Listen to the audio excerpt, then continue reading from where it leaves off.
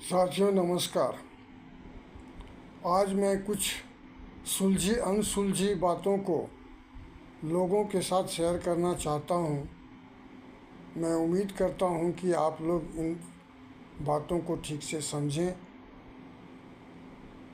और अपना विचार विमर्श हमें दें। साथियों, अधिकतर देखा गया है कि बड़े बड़े शहरों में जब कोई नेतागण आते हैं तो रास्ता को बंद कर दिया जाता है। नेताजी आएंगे शाम को, लेकिन सुबह से ही रास्ता बंद हो गया और वो खुलेगा नहीं रास्ता, कि जब तक कि नेताजी का कार्यक्रम पूरा ना हो करके वो वापस न चले जाएं। क्यों भाई? इससे लोगों की परेशानी को आपको समझ में आता है?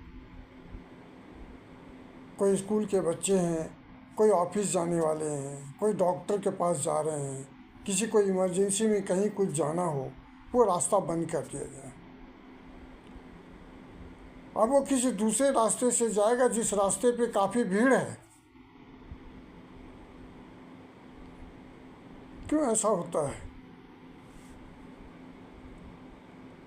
ऐसा इसलिए होता है, हमें लगता है जैसा कि देश में नेताओं का संख्या इतना अधिक हो गया है कि हर लोगों को यह चाहिए कि नेता ही बनना चाहिए, क्योंकि उससे उसको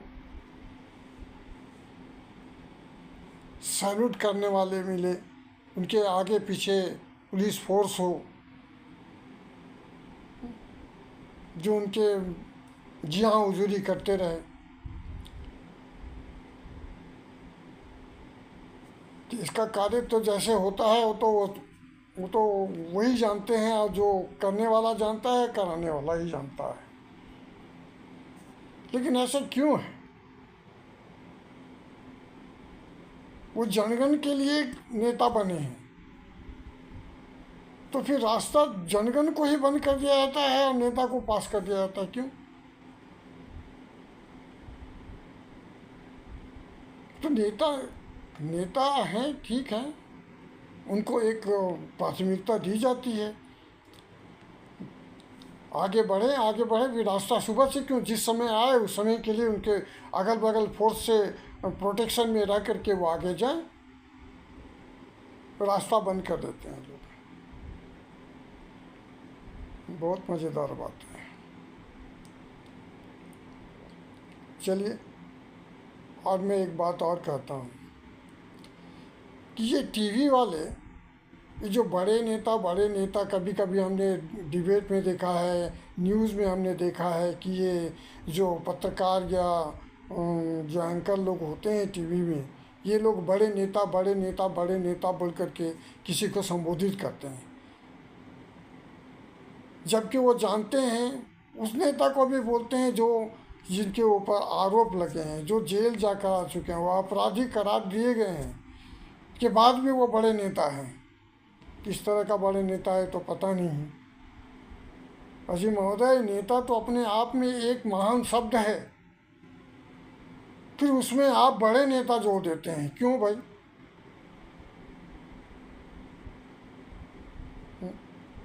आप मुखबिर बनना चाहते हैं। ये बड़े नेता शब्द का प्रयोग करना बंद कीजिए आप लोग। कि बड़े नेता बोलकर कुछ नहीं होता, नेता ही अपने आप में एक महान शब्द है, इसलिए उसको ज़्यादा बड़े बोलकर उजागर मत कीजिए।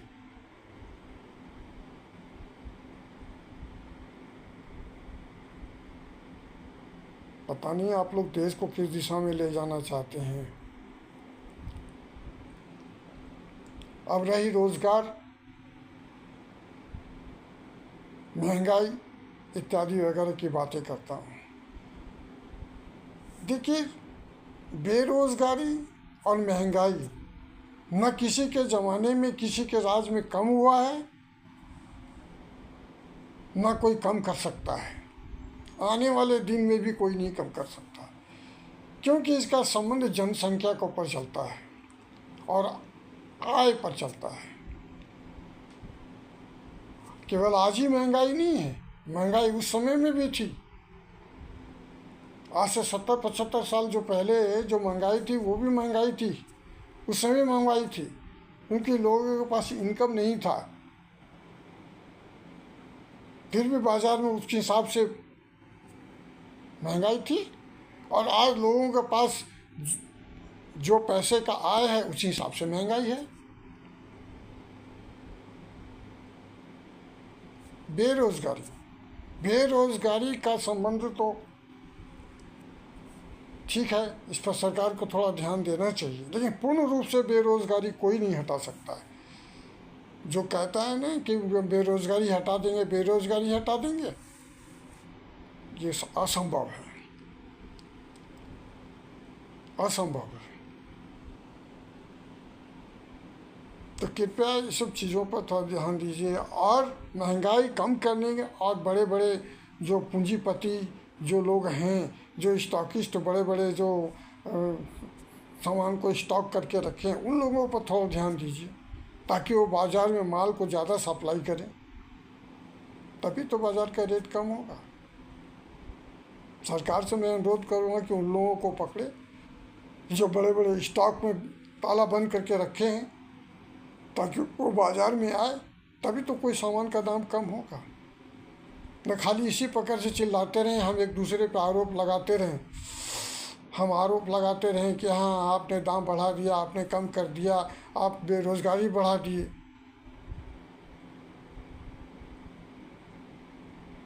सरकार को इस सब पर काम करना चाहिए। इन फालतू बातों पे ध्यान न दे करके सरकार को इस चीज़ पर थोड़ा ध्यान देना चाहिए। दूसरी आते हैं शिक्षा पर, शिक्षा और अस्पताल। शिक्षा का हाल तो वही देख रहे हैं आप, इतना महंगा हो गया है शिक्षा कि साधारण व्यक्ति या मध्यम वर्ग के लोग तो अपने बच्चों को उच्च शिक्षा दे ही नहीं पाएंगे, उनको घर द्वार बेचना पड़ेगा तब जाकर के कहीं हो तो हो, पूरा नहीं तो वो भी नहीं होगा। अस्पताल का वही अवस्था है, अस्पताल में अगर आप पैर रख दिए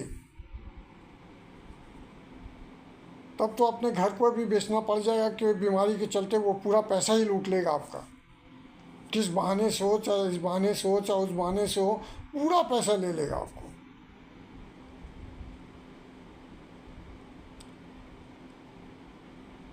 कैसे करेगा वो? आप बोलेंगे मैं आयुष्मान कार्ड सबको दिया हूँ, आपने कभी जनता से पूछा कि कितने लोगों के पास आयुष्मान कार्ड है जो बड़े बड़े हॉस्पिटल में अपना इलाज करा सकें? नहीं पूछा, तो कहाँ से इलाज कराएंगे? तो वो तो ऐसे भेड़ बकरी की तरह मर जाएंगे, मर जाएंगे भेड़ बकरी की तरह। इन सबों पे टाइट करना चाहिए सरकार को, सरकार पर उस पर कुछ एक्शन लेना चाहिए कि शिक्षा में जो जो जिस स्कूल वगैरह में इतने इतने फीस लिए जाते हैं, अस्पताल में बेमतलब के फीस लिए, जो आपने आयुष्मान कार्ड जो लोगों को दिया है उसके बदले में उस हॉस्पिटल से कांटेक्ट कीजिए कि कोई भी पेशेंट आएगा तो उसका खर्चा हम संभालेंगे, तो हो जाएगा, वो हॉस्पिटल भी चलेगा और पेशेंट का निवारण भी हो जाएगा। नहीं तो आपने तो पूरा छूट दे रखा है, उन लोगों को कुछ बोलते ही नहीं। शिक्षा का वही हाल है, क्या पढ़ाते हैं क्या लिखाते हैं नहीं पता नहीं है, लेकिन स्कूल में शिक्षा के नाम से पूरा पैसा लूटते हैं लोग। क्यों नहीं आप सरकारी स्कूल को अच्छा सुव्यवस्था कीजिए, अच्छे अच्छे शिक्षक उसमें अपॉइंट कीजिए, लोग अच्छे अच्छे स्कूल करेंगे, अच्छी व्यवस्था कीजिए, बच्चों को पढ़ने लिखने की जितनी सुविधाएं होती है उसमें दीजिए, ताकि लोग सरकारी स्कूल में पढ़ा सकें। वो भी नहीं है, खाली आप नाम का सरकारी स्कूल बना दिए हैं, ये है वो है वो है, लेकिन हकीकत में कुछ भी नहीं है। सब लोग सत्ता के पीछे भाग रहे हैं, सबको सत्ता चाहिए, लेकिन देश की जनता जो है, जो आपको सत्ता पर बैठाती है, उसके बारे में आप क्या सोचते हैं? कि केवल इतना ही सोचते हैं कि वो आकर आपको वोट दे दे?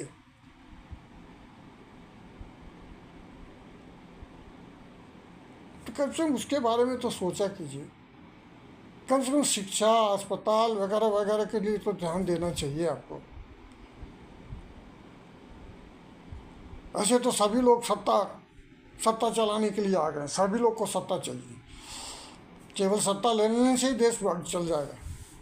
पहले चाहे उसको कुछ बोलना आए या समझ में ना आए, कुछ ना आए, लेकिन उसको सत्ता चाहिए जिससे वो देश चल जाएगा। बस वो सत्ता आने से ही वो बड़े नेता हो जाएगा। टीवी वालों की नज़र में बहुत बड़े नेता हो जाएगा। वो सत्ता मिल गया, मैंने बड़े नेता हो गया वो,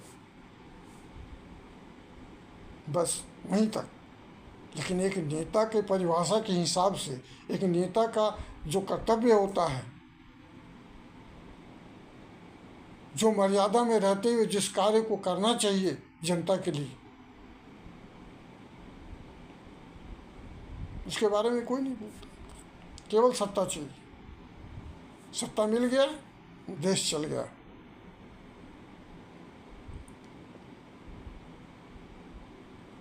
सच बहुत कड़वा होता है। लोग कहते हैं ना कि सच्चे लोग और सच बोलने वाले लोग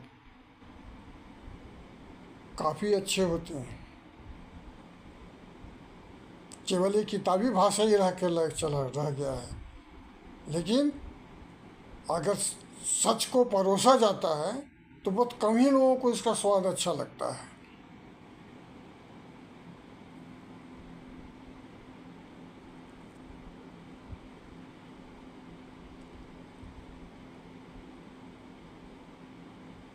क्या कहते हैं,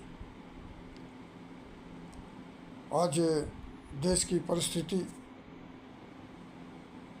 के बारे में तो ऐसा कुछ नहीं है, ठीक ही है, परंतु जनता परेशान है। जनता परेशान है किससे? महंगाई से। बेरोजगारी से कम, महंगाई से ज़्यादा परेशान है। क्योंकि रोज़गार के रूप में कुछ न कुछ सब लोग कमा ही रहे हैं। कहीं ना कहीं वो कुछ न कुछ उसको रोज़गार मिल रहा है। जो कमाने वाले हैं उसको रोज़गार मिल रहा है। नहीं मिलता तो 10,000 का मोबाइल उनके हाथ में कहाँ से आता? कर ही रहा है, रोज़गार कर रहे हैं लोग। लेकिन रोज़गार के हिसाब से बाज़ार का भाव वैसा नहीं है। इसलिए थोड़ा महंगाई पे थोड़ा ध्यान देना चाहिए सरकार को, तभी कुछ हो पाएगा। और कुछ हम लोगों की भी गलतियां हैं। गलतियां ये है कि हम सभी आदमी को सरकारी नौकरी ही चाहिए। हम सब आदमी सरकारी नौकरी ही करेंगे, लेकिन अपने बच्चों को सरकारी स्कूल में नहीं पढ़ाएंगे, सरकारी अस्पताल से दवा नहीं लेंगे। क्यों भाई? आप सरकारी नौकरी ही क्यों करना चाहते हैं और अपने बच्चों को सरकारी स्कूल में, सरकारी हॉस्पिटल से दवा नहीं लेने देना चाहते हैं? क्यों? ऐसा क्यों? कुछ तो सोचा होगा आपने। क्योंकि हम चाहते हैं कि केवल हम सही रहें।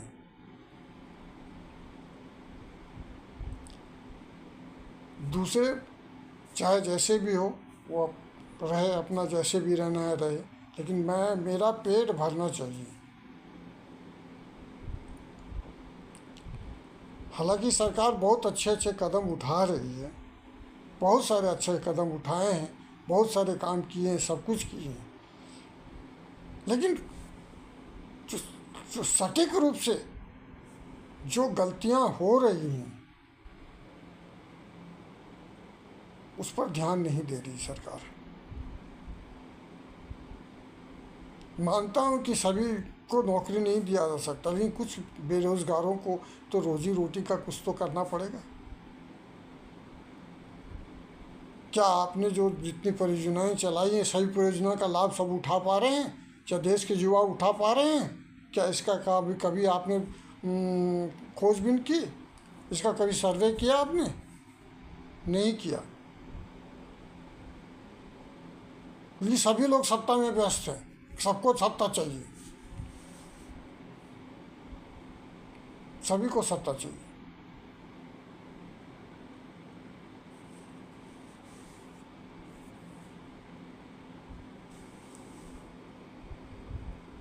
और ये लोग क्यों क्यों कहीं दूसरी जगह इधर उधर जाएंगे, भटकेंगे? बताइए। लोग कुछ भटक गए हैं, कुछ युवा भटक गए हैं, इसी बेरोजगारी और महंगाई में कुछ लोग भटक गए हैं, उनको रास्ता ही नहीं कुछ मिल रहा है। केवल उनको टीवी में और न्यूज़पेपर वगैरह में ही जो कुछ, जो भटक गए हैं वो जाए तो कहाँ जाए, किसके पास जाए, क्या करे? वो एक किसी का लिखा हुआ एक शायरी है जिसको मैं बोलना चाहता हूँ। गैरो हरम में चैन जो होता, क्यों जाते मैं खाने लोग, जब मुझको होश न था तब आए थे समझाने लोग। तो उसको भटकते भटकते वो इतना ना भटक जाए कि फिर लोगों को समझाने के लिए उसको जाना पड़े। आइए, मैं सरकार से अनुरोध करूँगा तो कृपया ज़रा इन सब चीज़ों पर थोड़ा ध्यान दें और लोगों की बेरोज़गारी और परेशानियों को दूर करें। सत्ता तो आएगी और जाएगी, लेकिन लोगों की परेशानी वैसे ही रह जाए। मैं तो सत्ता पद से यही कहना चाहूँगा कि आप ऐसा कदम उठाइए जिसमें कुछ भी हो जाए, आप ये सोच लीजिए कि कुछ भी हो जाए उसके लिए मेरी सत्ता अगले साल अगले बार में आए या ना आए, लेकिन मैं कुछ कर दिखाऊंगा जो देश के लिए एक मिसाल बनकर आ जाए, ताकि देश की जनता और जो युवा वर्ग है वो आपको हमेशा याद करेगा। सत्ता की भूख के कारण ही इतनी सारी कमियां रह जाती हैं, लेकिन सत्ता वाले अगर ये सोच ले कि मैं वही काम करूंगा जो जिससे देश का लाभ हो, चाहे लोग मुझे अगले बार के लिए चुने या ना चुने। और भी बहुत सारी छोटी मोटी बातें हैं, बहुत सारी बातें हैं जिसको सब बातों को विवेचना करना संभव नहीं है। इसलिए कृपया सरकार इस पर ध्यान दें। धन्यवाद।